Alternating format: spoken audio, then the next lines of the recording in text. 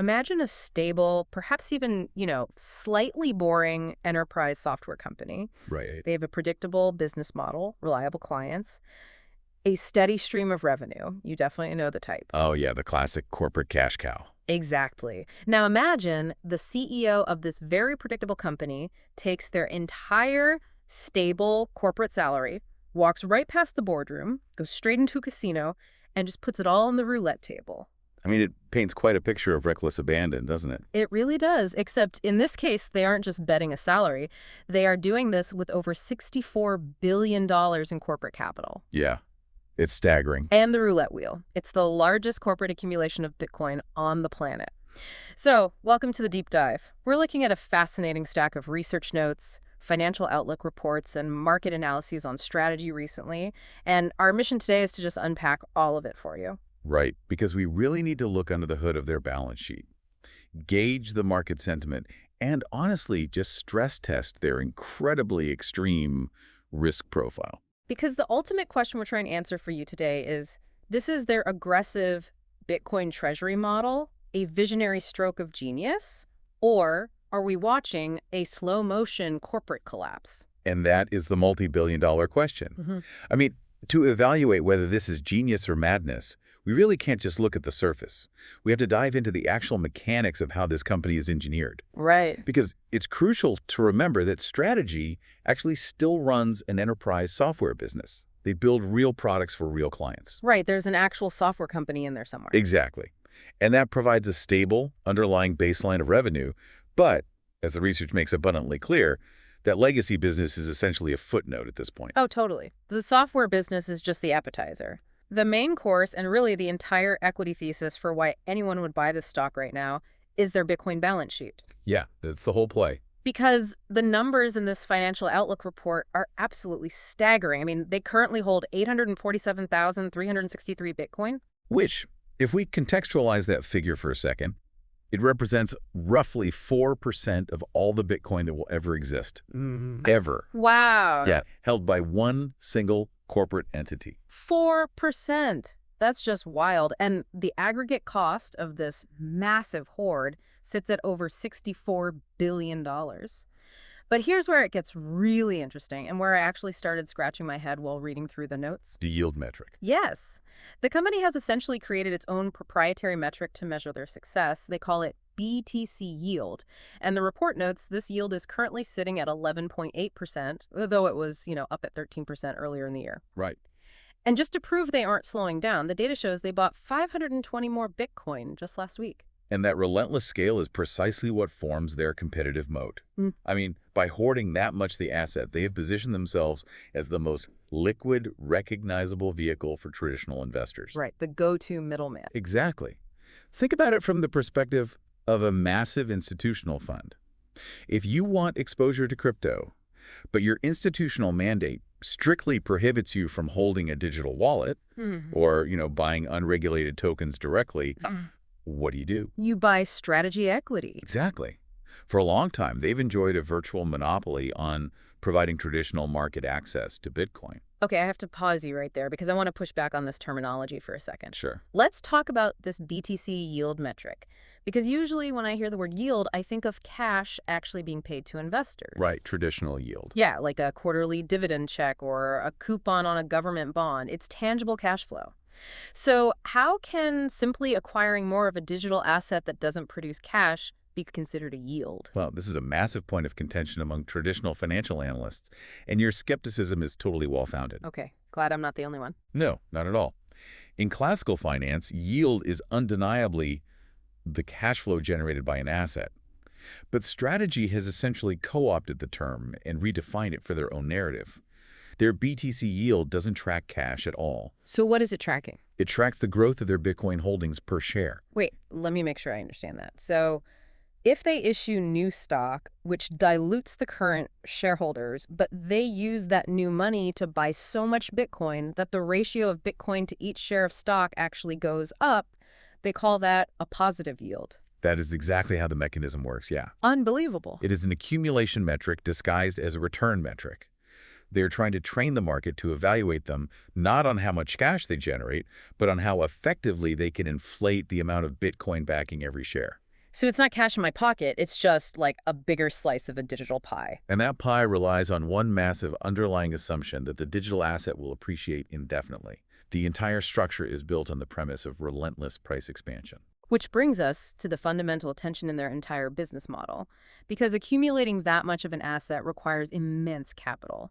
And they didn't just use their software profits to buy it. Not even close. Right, they used heavy, heavy leverage. A truly historic amount of leverage for a company of this profile. I was trying to conceptualize this while going through the research, and I thought of it like this. It's like a homeowner who took out massive high-interest loans against their house to buy gold bars. Okay, I like that analogy. And they stacked those gold bars right in the middle of the living room. So it looks amazing to anyone walking by. The gold hasn't vanished.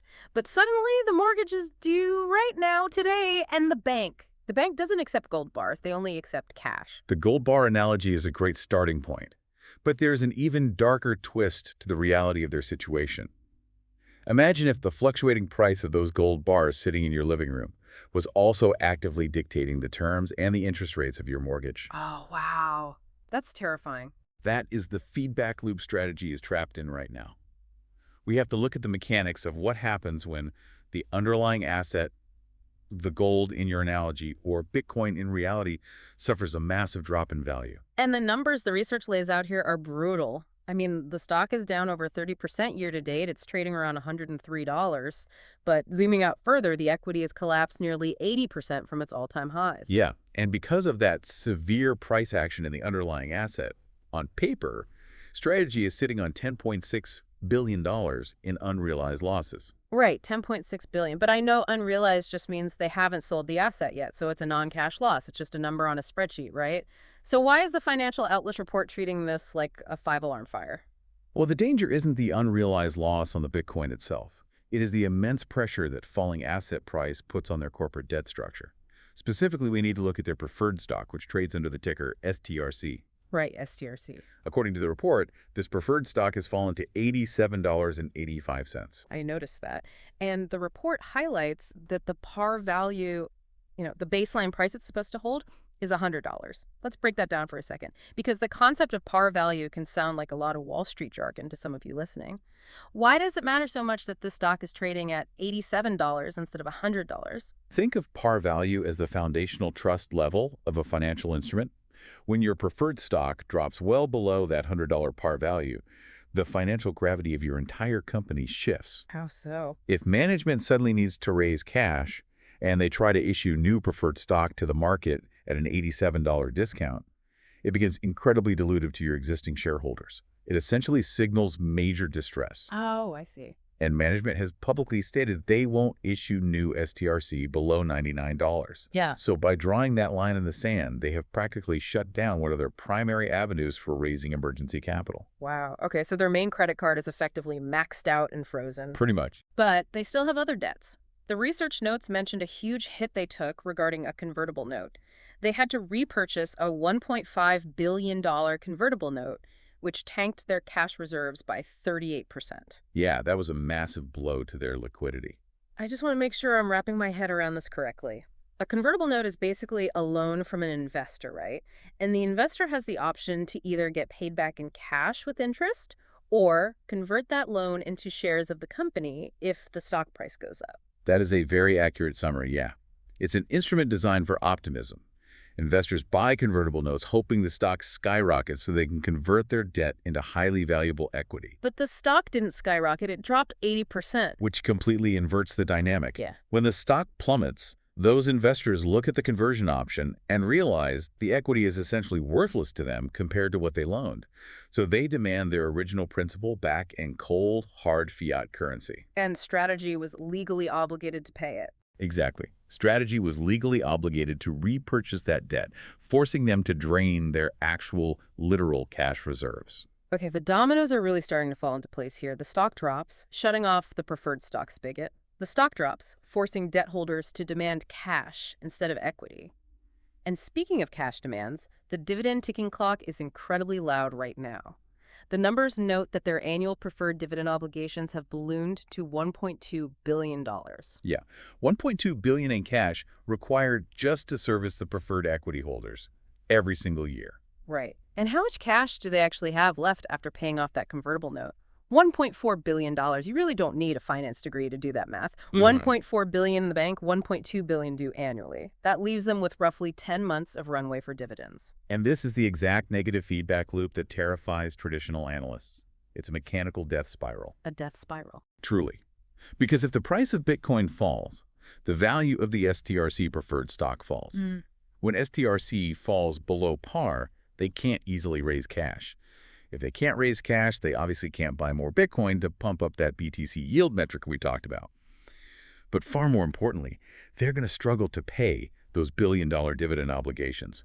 The entire system feeds on itself. So with only 10 months of dividend coverage left in the bank, the market sentiment must be absolutely feral right now. Oh, the sentiment is violently negative. The headlines curated in the report use visceral language like getting obliterated and bleeding. It is overwhelmingly bearish across the board. And it's not just, anonymous internet commentators throwing shade. Major influential players are sounding the alarm.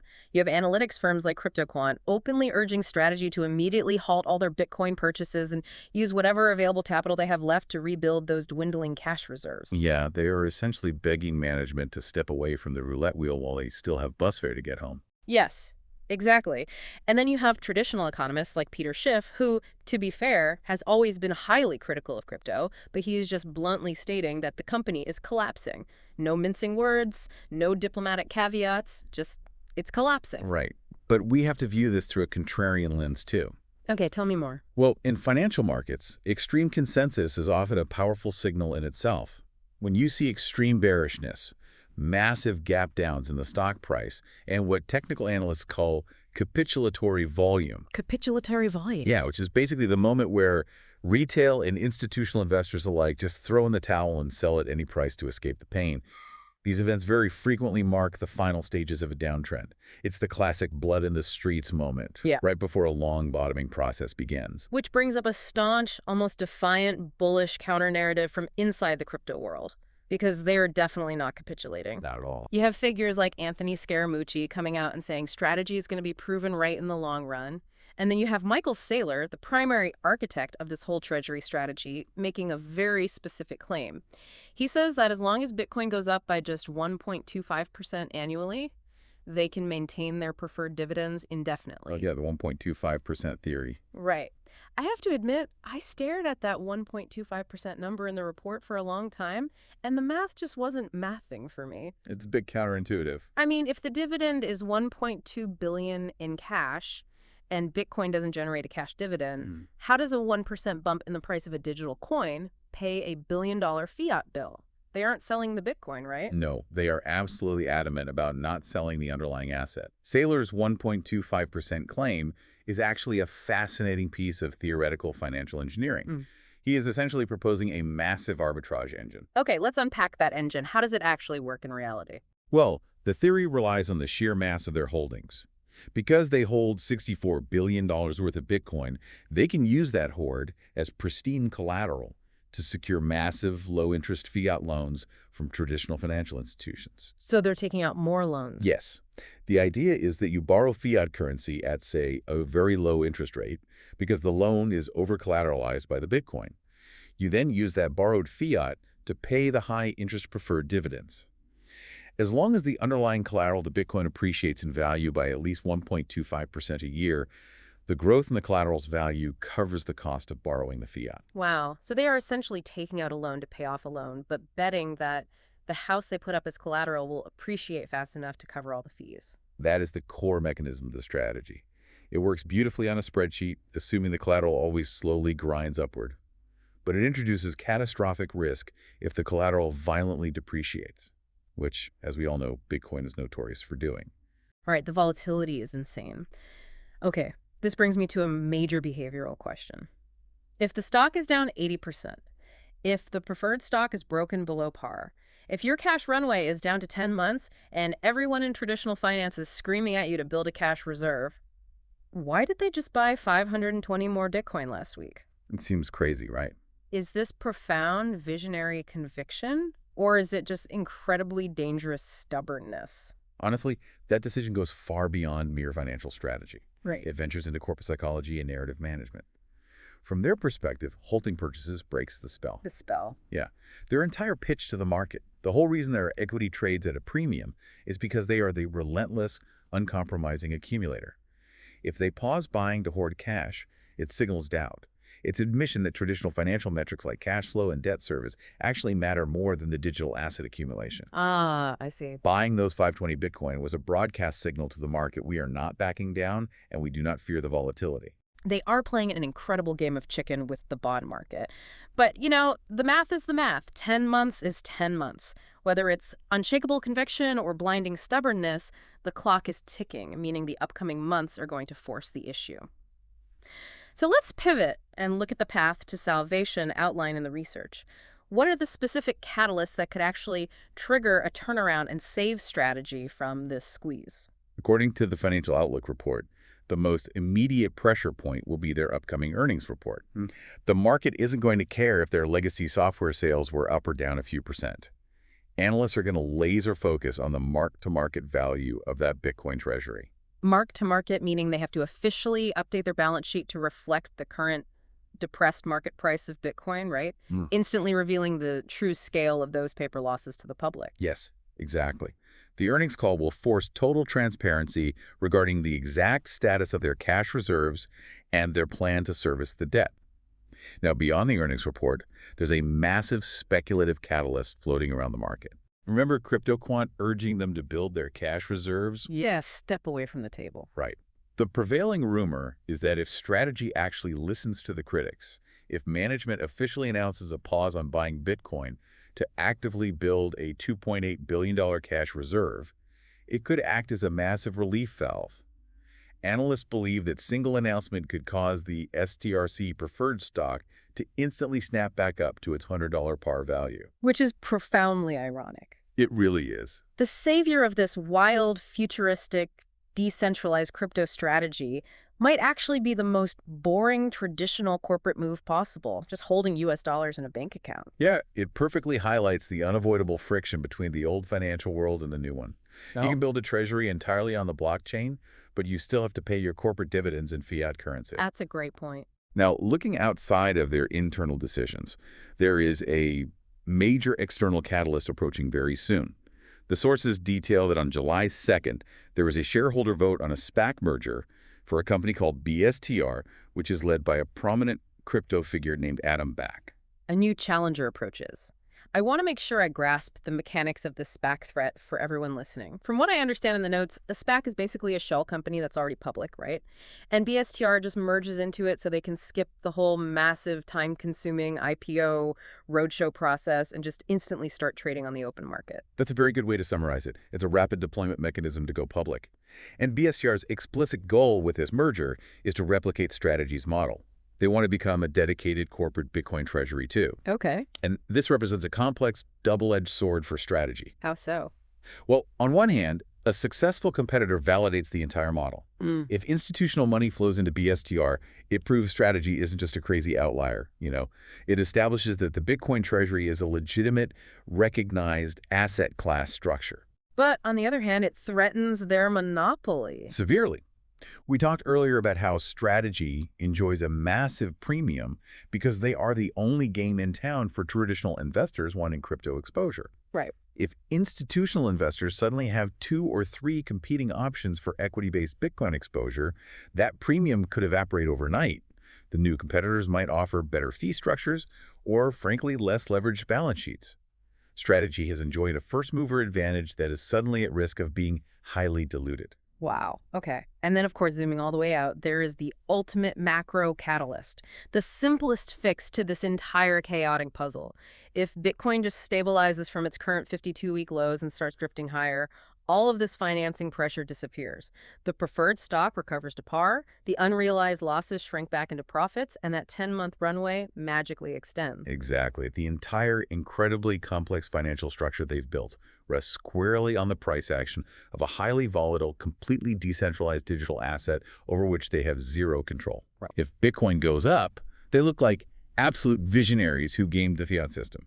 If it stays down, the unforgiving math of leverage catches up with them. So we've gone deep on the unprecedented scale of the Horde, the terrifying mechanics of their leverage and convertible debt, the fiercely divided market sentiment, and the upcoming catalysts like the BSTR SPAC. Let's pull this all together. What is the final verdict from our stack of sources? Well, the report distills all of this analysis into a final investment thesis, and it gives strategy a bullish score of 6 out of 10. 6 out of 10. So slightly leaning positive, but heavily caveated with major reservations, obviously. Right. They classify it as the ultimate high-risk, high-reward contrarian play. The downside is terrifying. If the negative feedback loop accelerates, the entire corporate structure faces immense peril. Yeah. And this is the core rationale for the 6 out of 10 score, because so much extreme pessimism is already priced in by the market, and because the stock has already been punished by dropping 80% from its highs, there's massive asymmetric upside if Bitcoin simply stops falling and stabilizes. Asymmetric upside meaning if you make this bet and you are wrong, you lose what you put in. But if you are right, the explosion upward could be exponential because the entire market was leaning the other way and betting against it. Precisely. The thesis suggests the market has already factored in the worst-case scenario. Any good news acts as a massive multiplier. So why does all this matter to you, the listener? Even if you never buy a single share of strategy, even if you don't own a fraction of a Bitcoin, you should be paying close attention to this saga. Because what we are watching here is a real-time, historic stress test of corporate leverage and narrative economics. We are watching a legacy company try to unilaterally rewrite the rules of a corporate balance sheet on the fly with $64 billion on the line. Yeah, it aggressively challenges our fundamental assumptions about what constitutes a safe corporate reserve. For decades, the dogma was cash, cash equivalents, and perhaps short-term treasury bills. Strategy is challenging that bedrock financial principle in the most extreme way possible. Which leaves us with a final provocative thought to chew on. Let's say they pull this off. Let's say Bitcoin stabilizes, the massive dividends are somehow paid, the preferred stock recovers, and 10 years from now, Strategy is hailed as one of the most valuable, visionary companies on the planet. If they navigate this immediate crisis and succeed, will this become the new normal?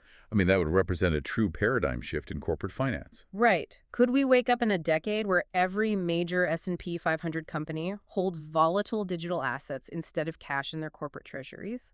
Will the Apple and Microsoft balance sheets of the future look more like a decentralized crypto exchange? Or will Strategy go down in history as the company that took its entire stable salary, walked right past the boardroom, put $64 billion on the roulette table, and watched in horror as the wheel landed on the wrong color? Only time and perhaps the very next earnings report will tell. We'll be keeping a close eye on it.